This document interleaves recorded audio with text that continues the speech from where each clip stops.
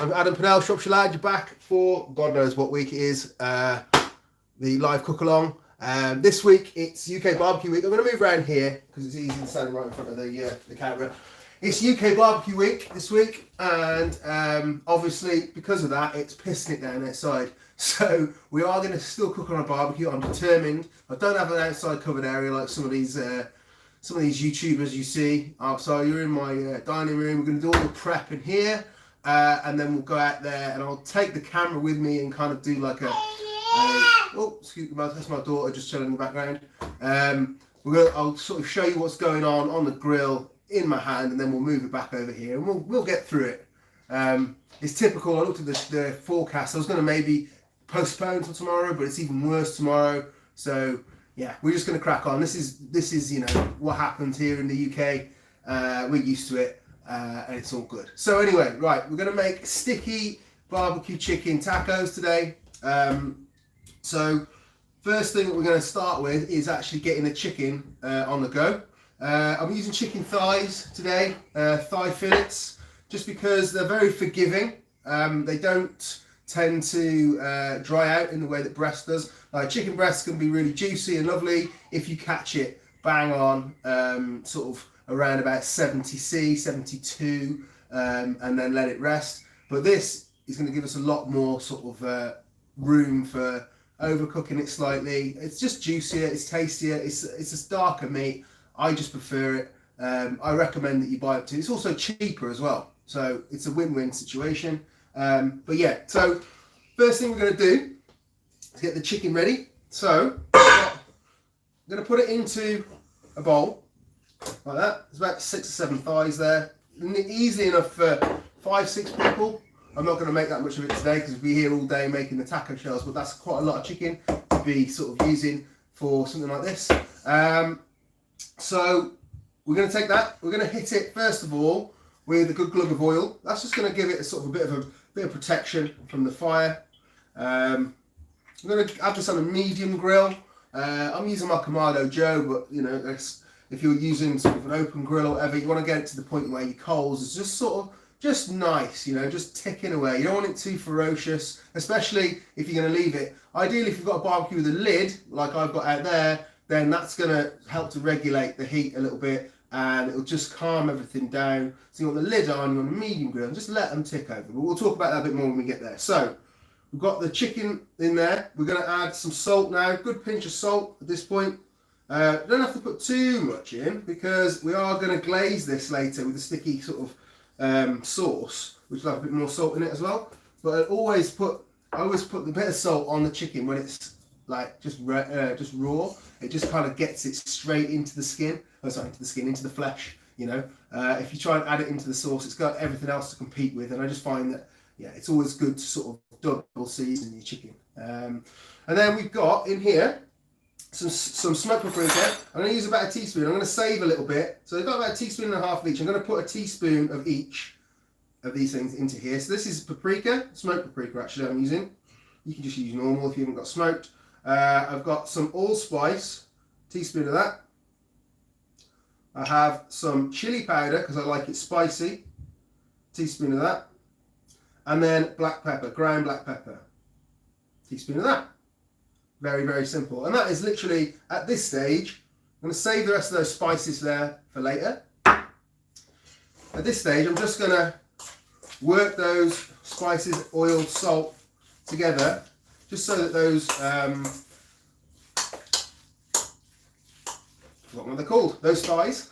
That's been a long day. I've just got in from work. I literally got online with 2 minutes to spare, coming back from the youth club. So they are fully coated and sorted. To be honest, you could probably do with leaving them for sort of 10-15 minutes. I haven't got time to do that. So what we're going to do is we're going to take those out and get them on the grill now. I'm going to show you how I've got that set up.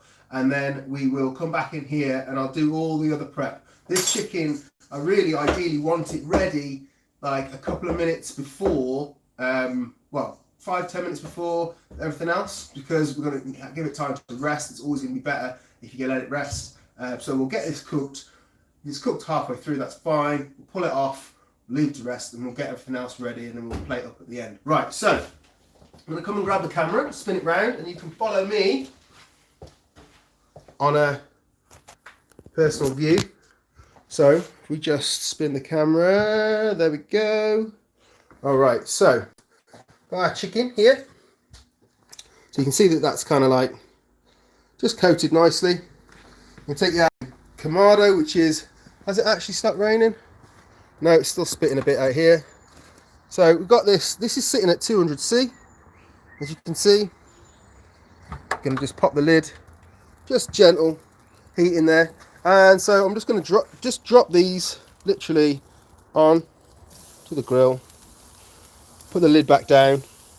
I've got the vents at the bottom are virtually closed. I'm trying to keep this nice and cool. Not like I don't want to burn these things, especially as I'm going to have to leave them while I'm going inside to prep other things. Okay, so that chicken is on. Lid's going down. Happy days. I'm just going to wash my hands because it's important to do that. Only use that one. Coronavirus and all that. Didn't really need to see that. I'm going to take you back in to the other room, and we're going to resume with the prep. Reconnecting. I'm sorry, I'm back. I am back. Press the off button. Trying to put you guys back up here. Hope you can all still see. And it's hunky-dory. Right. Just angle that a bit more. I really need to invest in a better tripod. There we go. Right. So hopefully you can see what I'm doing. Right then. So what we'll do now is, because we've got these spices in place, we've got that chicken on, making sure we've got the next thing ready. We're just going to make the glaze. So what we're going to do, it's nothing groundbreaking this really. I've got the spices that we started with. So that's, as a recap, we've got paprika, chili powder, black pepper, and allspice. And we're going to add some salt, teaspoon of salt. Then we're going to go with some tomato ketchup, about a tablespoon. I'm going to go with some runny honey, again about a tablespoon, like so. We're going to go with some soy sauce, about a teaspoon, not a tablespoon, because we've already got some salt in there. We don't want it to be too salty. That's fine. And then one thing, as I always do, I forgot, is red wine vinegar. Give me 2 seconds. So I'm going to go for a tablespoon of red wine vinegar as well. Not too much in there. And then literally, I'm going to mix that together. And so we've got hot, salty, sweet, sour, bitter, which gives us umami. So I'm just going to this is quite a small pot to have done this in, so I'm just going to gently mix it all together. And that's going to be our glaze to go on that chicken. Now, we're going to wait till that chicken's almost cooked before we glaze on, just because of the sugar content in that, well, both in the tomato ketchup and the honey. You'll tend to find that if you put this on at the beginning, it's just going to burn, and you're going to end up with really blackened chicken. We don't want that. We just want it to caramelise. We don't want the sugars to sort of end up really bitter, or the spices either, to end up really bitter because they're burnt. So we're just going to, right, that's all mixed together. I'm just going to give that a little taste. Make sure that it's balanced correctly. So, oh yeah, that's going to have a kick. That's ace. Right, put that to one side. Okay, next thing then, we're going to prep the veg. So what I did do beforehand, and I'm guessing most of you aren't doing this live just because of the weather. I'm hoping you're not, because otherwise you're going to be, because we did earlier, I took some peppers and some onions and I chucked them on the grill as it was warming up until they completely blackened, and this is what we end up with. I'm going to bring it up closer just so you can see. So they look pretty buggered, but underneath this we have perfectly roasted pepper. So what we're going to do is just pull off the skins with our hands. Okay, and I've let these cool. It's important to let them cool because they're impossible to handle otherwise. So let that cool, and then just onto this board. Gonna put the peppers. There's a red one. I've got a green one here. Pull the skins off. Okay, you don't want to put the seeds in there, so it literally just all the skin on the outside. You don't want that black stuff on, but you've got lovely roasted peppers underneath. You can see how that's literally just falling apart in my hands. Okay, so I've got those there. And then same with the yellow one. So I've got 3 different coloured peppers. I think I told people to get 2, it doesn't really matter. I'm doing 3 today because I like the colour variation it gives. It's going to look vibrant. We have the peppers done. Just pull that off, like so. And then we also have these onions. I'm just going to do this up close for one so you can see. So the onions look completely kind of like burnt, but if we just give them a little squeeze, in the middle got this little gem, which is absolutely delicious, sweet onion that's been roasted in the fire. Get rid of that bit. That bit's going to get chopped up into those peppers. So do the other 2 as well. So I've got 3 red onions. You lose probably half the onion when you do this. However, onions cost nothing, so it doesn't really matter. You have to use loads of them. There's the second one. And the final one popped out. Awesome. Okay, and then so I'm just gonna clean my hands off a bit. I don't mind the odd bit of black in there. It kind of gives it, a bit of character, a bit of flavour, but you don't want all that burntness. So I'm gonna put that to one side. Next thing I'm gonna do, I'm just gonna take, where's my knife? Some garlic. So we're gonna cloves of garlic.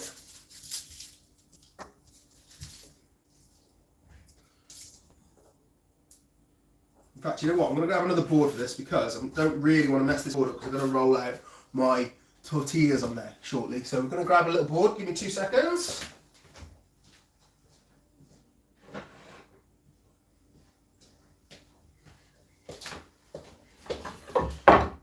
Okay, so I'm going to go for,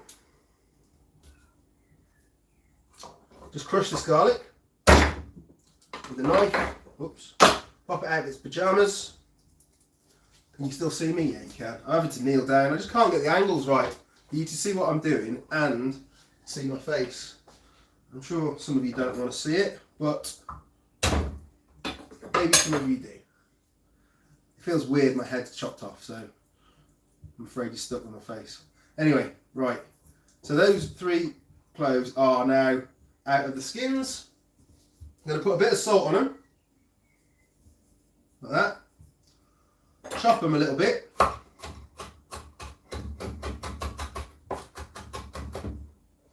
And then once they're just chopped into manageable little bits, use the side of the knife and the salt and just literally rub it into the board, and it kind of will crush it into a bit of a paste.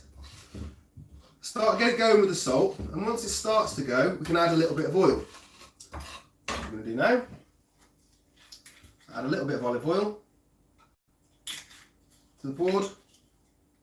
I'm just going to keep working that paste with the side of the knife until we've got this kind of like, basically garlic. It's not actually olive oil, it's rapeseed oil. I hardly ever use olive oil these days just because rapeseed oil is local, it's British, there's no 3, it's just better. So get that down, because basically we don't want to have any, this is raw, so it's going to be quite intense. We don't want to have any of that like raw lumps that's going to go into these, what we call dirty vegetables, which is basically the peppers and the onions. So that is now a paste. I'm going to just bring that up close to you so you can see, because I realise it's quite far away. Kind of work that into a paste. There's a little look here of what we're after. Okay? Once we've done that, take your veg, put it on top, and we're just going to rough chop it all. So literally just chop, chop, chop, chop, chop. across, and then scrape it up, turn it over and go again, and just keep, working through the veg until it's really, I love, you know, doing it like this means you get really rough bits, you get some bigger bits, some smaller bits, all that garlic worked through. It smells incredible, man. So roasted vegetables with that garlic and oil and salt. It's unreal. It's such a great base for your tacos. That's almost done. I do want to have some of it rough, some of it a bit more like a paste.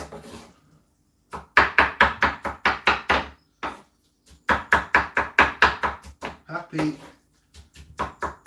days. Just gonna have a little taste. Use a spoon, it's not going to chop my mouth off. Mate, a bit more salt. Ooh, got a kick as well. I don't know what that's come from. It has. There's no chilli in there. Right, gorgeous. So, that's what we're aiming for. Okay, put that into a bowl. And then I'm going to go and just check on the chicken. I'll take you guys with me. Clean my hands on my shirt. Doesn't matter because I've only eaten at home. Let's spin that around. My fingers are covered in stuff, so it won't work. One sec. Come on. Camera won't spin. Can't spin it. Come on. Why will the camera not spin? Do it this way round. Hopefully you can see what's going on. Right, you should be able to see there. That chicken looking okay. We're just gonna give that a little flip. It's not burnt because I've regulated that temperature. It's just charring up nicely. Lovely. It's looking good. Looking great, in fact. All right. That's that. Easy. Right. That is going back down. We'll go back inside to carry on with the rest of the prep. So the next thing we're going to do is just make a real quick guacamole. I've got bowls here. That's cool. Because you can't really have tacos, in my opinion, without avocado of some description. So important. Have I managed to get that at a slightly better angle this time? I think I have. Bonus. Right. Okie doke. Hopefully that's not going to fall because it looks like the case is coming off my phone. Anyway, digress. Right. So next thing to do is an avocado. Obviously a ripe one. Like there's nothing worse than hard avocado. It's disgusting. So I'm just going to spin that around there. And it's a manky one. Brilliant. Luckily I've got another one in the kitchen.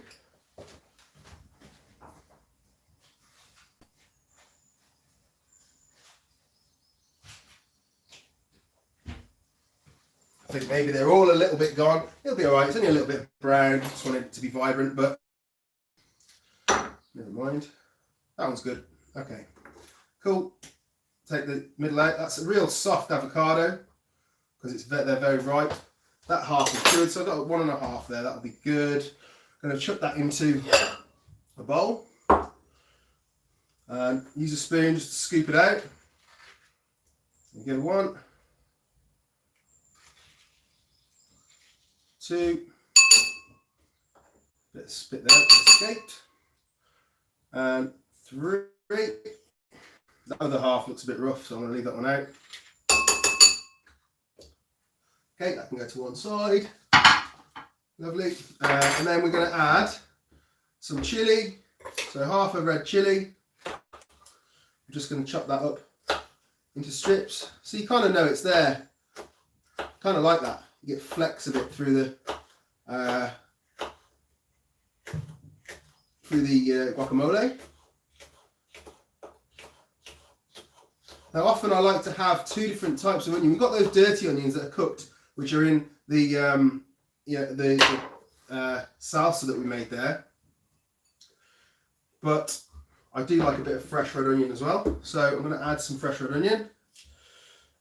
I'm going to just slice that. I probably only need half an onion in this because you don't need it overpowering it. It's just a bit of texture. So take the top off, peel it back.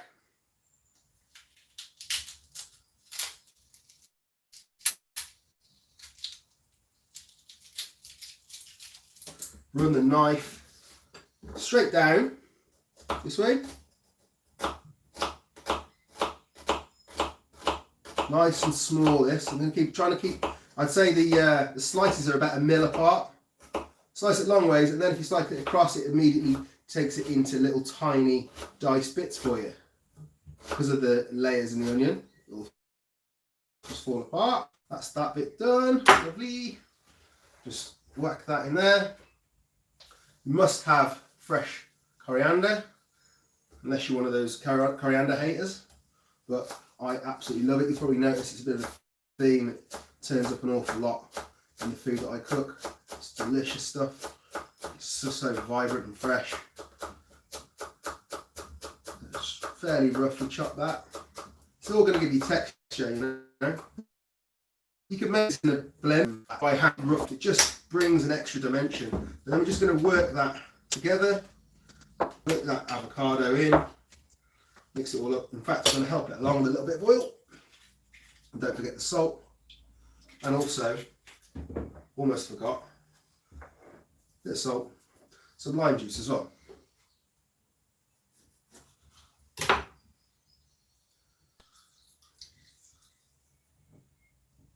Half a lime juice will be fine in there. Save the other half for later. I'm just going to work that avocado from going kind of brown while it's sat around waiting. As soon as you bust open an avocado, especially when it's as ripe as this, it's just going to go brown pretty quickly, but the acidity completely stops that. You did, that's a great one. All right, 2 down. Excuse me. Right, okay. We're going to do now, let's go back outside, and we're probably going to be ready to start glazing this chicken up. I'm going to take my temperature probe, so we're going to see, with my hands, see where we're at with regard to the chicken. I'm guessing it's not far off cooked. I reckon it's going to be in the 60s. 60. We're looking at least, it needs to be hitting 70 really, ideally. So let me just try, and I'm going to try to do a million things at once here. And let's see if it'll flip around this time. Hey, we're on it now, we're on it. Right, so we've got, this is the sauce that we made, the glaze. Take that outside to the Kamado. Right, temperature's dropped a bit, which is good. And that is looking superb. So let's see what we've got temp-wise. So as this isn't breast and it's thigh, I can't even remember what I'm saying here. I don't mind cooking this for another few minutes, but it's nearly done. So just gonna use the glaze that we made and just hit it all over. Trying to do it one-handed isn't particularly easy.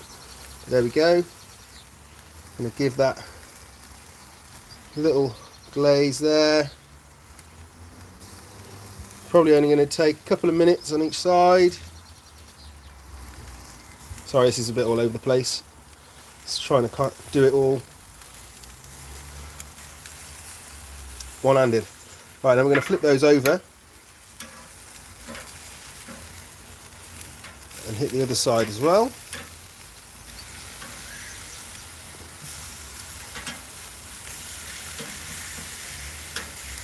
Let's go again. I'm conscious that with having the lid off, it's the temperature's rising fast because obviously it's getting more oxygen. So we're going to have to work quickly. Just giving it a little glaze, and we're going to give it a final glaze and it comes off anyway.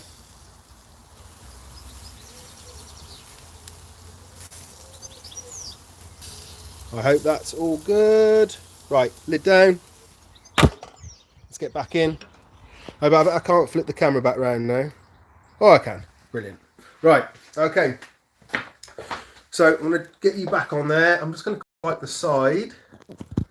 Bear with me for 2 minutes while I get that sorted. I might have to do this next bit standing up because My back's going to go otherwise. Done my back in over the weeks doing this for you lot. So quick wipe down of just the bits that have fallen off those boards. Get that out of the way. Okay. Alright then, so what about 400 grams of flour? I've got a fair bit of flour in here. I'm going to put some of this to one side for me to use to help roll out, and also just for kneading as well. So I've got about 400 grams of flour in there. Going to add to that some salt, about a tablespoon, and some sour cream. Heap tablespoon and a half. Cool. That's one side. And then we're going to just work all of that together. You want to kind of get it to the point, I'm going to kneel down so I can talk to you. Get it to the point where you've kind of got like lumps. It's still dry, but you've got lumps, and the sour cream has worked in as much as possible. It's going to make your tortillas just that little bit softer. It's not a traditional recipe, but it works for me. I've never really tried to make proper corn tortillas, if I'm honest. I imagine it's quite tricky, but flour tortillas are great, and it's definitely good to use yogurt or sour cream to soften them. Right, bit of water now. This is the bit where you can always add more, but you can't take it out. So start with a little bit, your hand in there, try and bring it together. Whilst you don't want it mega stiff though, you don't want it to be too wet either. So it's just a case of just keep adding bit by bit.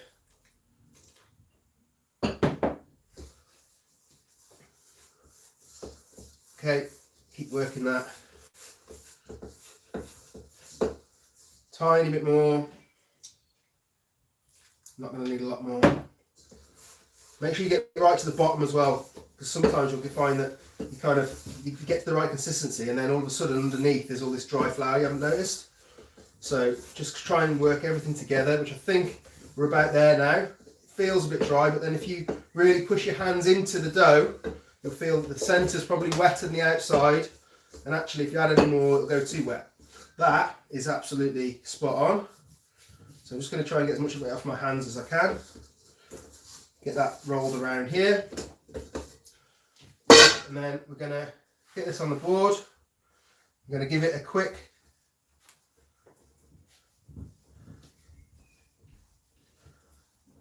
start to knead. What I'm going to do is to stop there. I'm going to run off and give those chicken thighs a quick turn over. It's not worth taking you out there to see that. I'm just going to flip them, put the lid down for another 2 minutes, and I'll be straight back.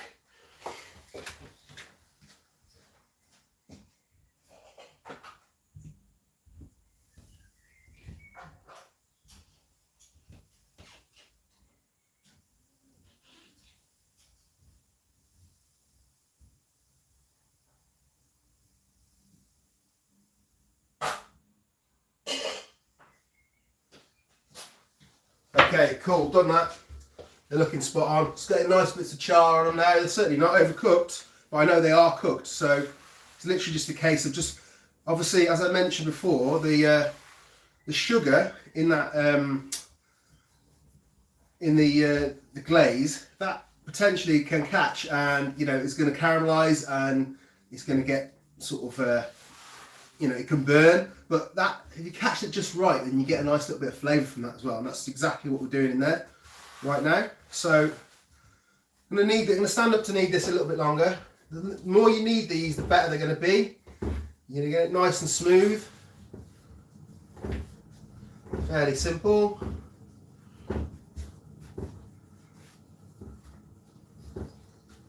Right.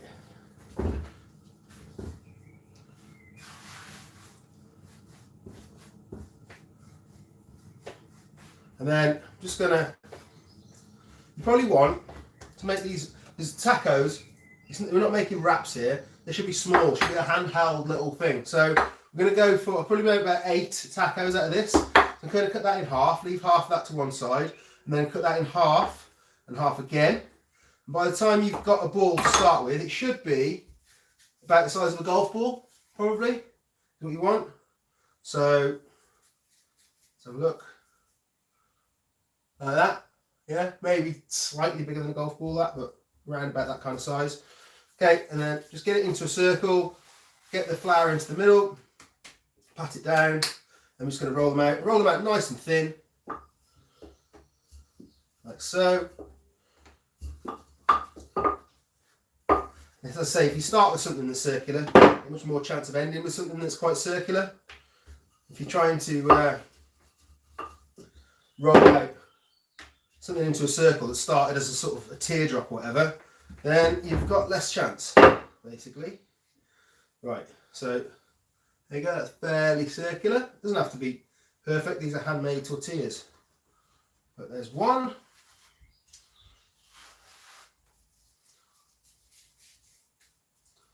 The second one, I'm just going to make 4.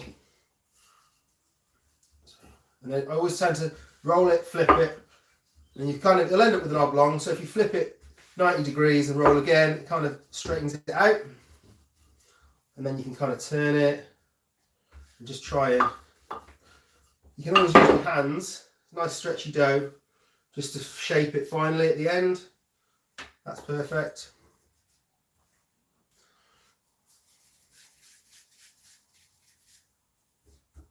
I'm going to get that chicken off and I'll be back in 2 seconds.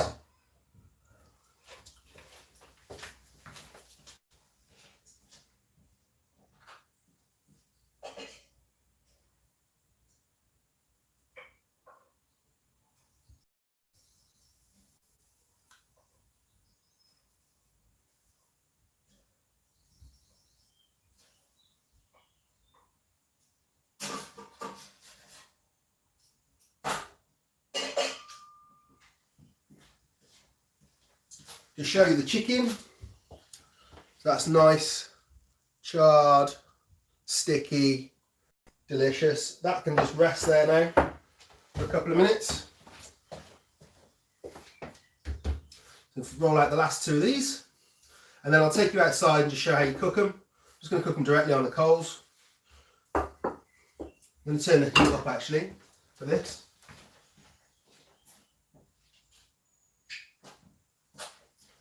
Just open the vents at the bottom slightly, that's going to make that temperature rise. It's really real shame I couldn't do all this outside today, but at least we're getting it done, eh? It's an effort.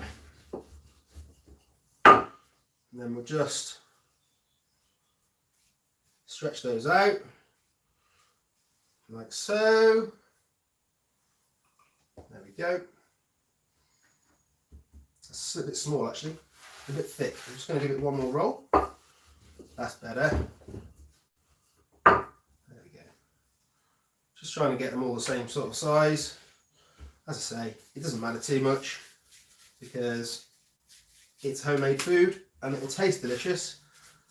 If you really want to put it on Instagram and look smart, then take a little bit more time, but it doesn't matter too much. And I think even then, man, if people know you're real,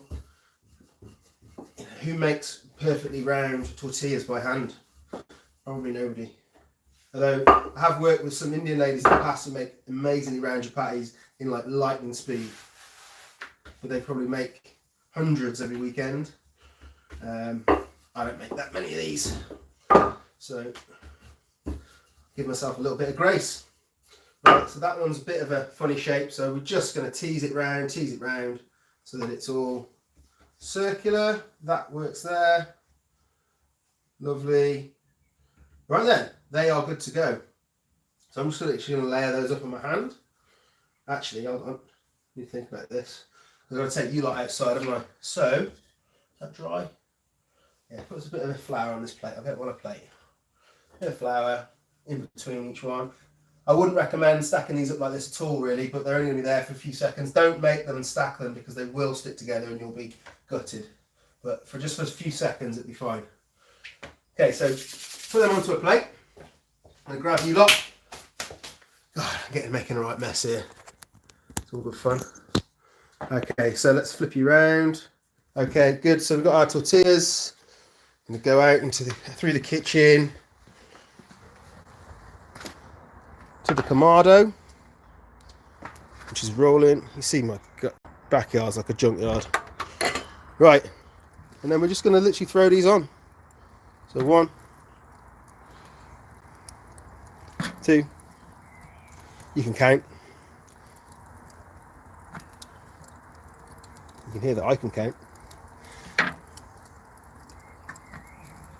one's not very round, but never mind. There we go. So we're just going to keep those, let those do their thing. And what we're looking for is some sort of bubbles to start rising to indicate that they're cooked on the one side. And they probably take twice as long. How long would I have grilled the black and veggies for? Yes, this is Joe Classic 3, and I would have grilled them until they're black, until they're soft. I mean, it depends how hot your fire is, really. They probably and also how big your onions are. Peppers, just wait, as soon as the outside is black, they're good.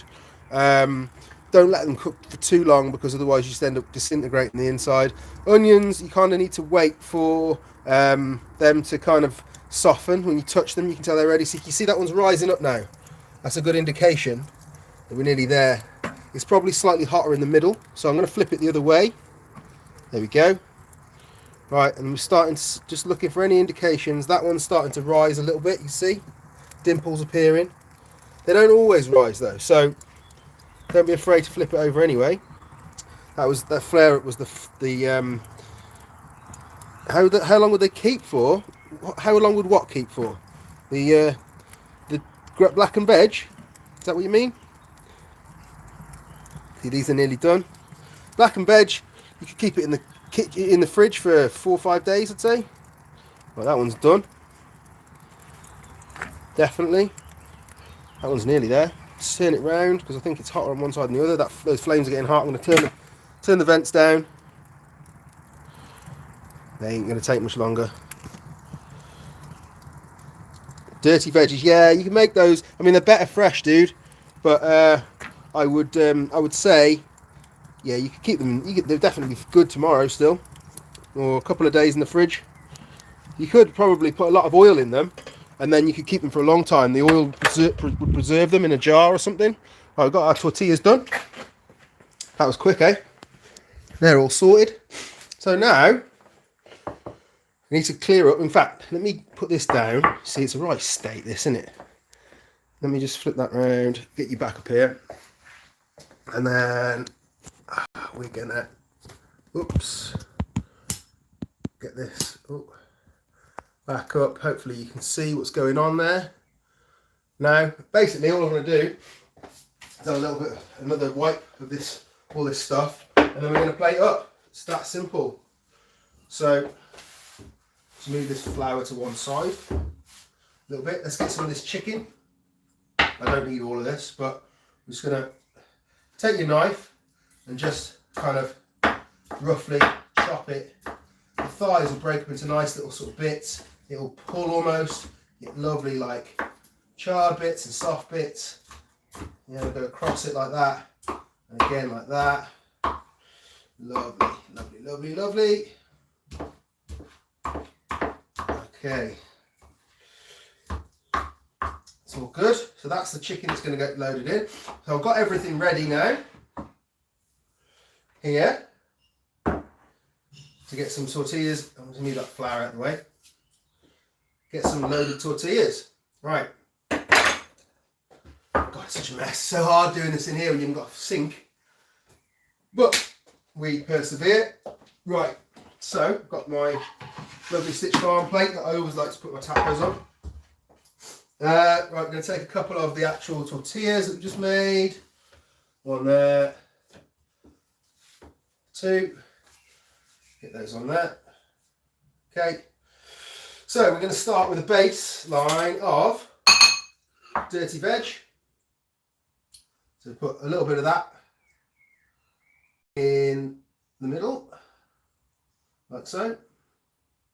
Spread it out to the edges, not to the edges entirely, but you want to make sure that you get a bit in every bite. So that's one, and do that one. Get those in, lovely. Okay, Then we're going to go in with some of the guac. And I like to sort of just put blobs of guac in rather than spreading it out, so you get a couple of hits of that. So go one there and one there. And then same on the other side, so 2 blobs of guac. Because by the time you squeeze it all together, it all comes one anyway, but like it kind of looks better when you're presenting it to somebody. If you put it in 2 blobs, like so. Then we go in with the chicken. So we're just going to go in like this. Plenty of chicken in there. Don't be shy with the chicken, everyone wants chicken. And then one thing I forgot to bring back in from outside is the sauce that we had, or the glaze. We're just going to give it a final hit of that as well. That's so tasty.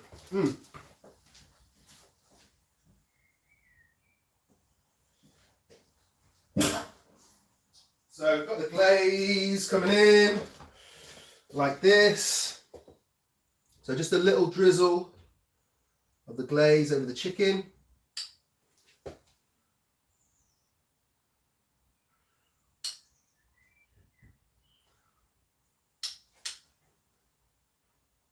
I think that's enough. And then we're going to go in and just clean that spoon off with a couple of globs of sour cream as well. Like so.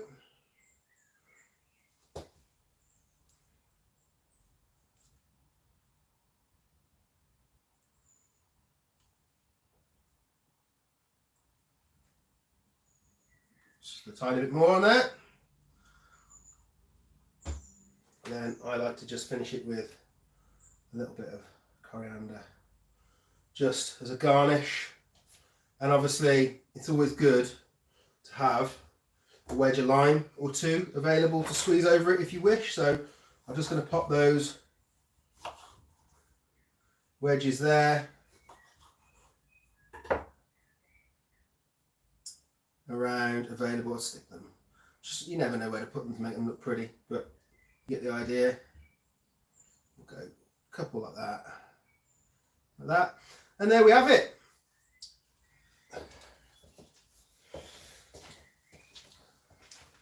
Sticky barbecue chicken tacos done in, we've only been on for 25 minutes. That's all right, isn't it? Can't complain from scratch. Hope you enjoyed it. I'm Shropshire Lad. We're back on Friday. As it's UK barbecue week, we'll be cooking on the barbecue again, but I'm actually going to make a classic fish pie on Kamado Joe. So I'll be posting the picture of these on my Instagram and Facebook a little bit later on. So if you're not following there, check those out. It's Shropshire Lad or Shropshire.lad on Instagram. And you'll see the recipe, well, the ingredients list for Friday. I'm going to make this fish pie because it's Fish Friday and it's UK barbecue week and that's the theme. So yeah, wicked. Right. Glad you enjoyed it anyway, or hope you enjoyed it. I don't know if you have, you might have hated it, but whatever. I don't really care. Hope you did. Like, subscribe, tell your mate, all that jazz if you did enjoy it, and I shall see you on Friday. Big love. Ta-ra.